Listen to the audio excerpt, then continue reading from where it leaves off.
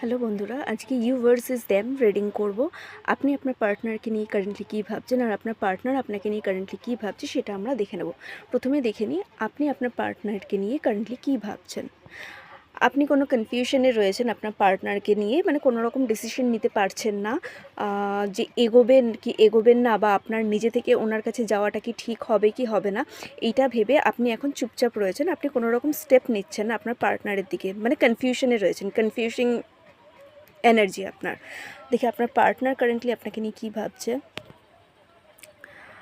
Page of cups, আপনার partner আপনাকে proposal দেওয়ার কথা ভাবছে যে আবার যদি আপনার সঙ্গে নতুনভাবে শুরু করা যায়, ওই চিন্তা ভাবনার মধ্যেই রয়েছে। কারণ উনি ভাবছেন যে আপনি ওনার থেকে মুভ অন করে গেছেন, আপনি ওনার লাইফে হয়তো আর ফিরে আসবেন না, আপনি আপনার মতন রাস্তা বেছে নিয়েছেন, ওনার কাছে হয়তো আর আসবেন না। তাই উনি চাইছেন আবার নতুনভাবে প্রপোজাল দিয়ে আপনার কাছে ফিরে আসার কথা।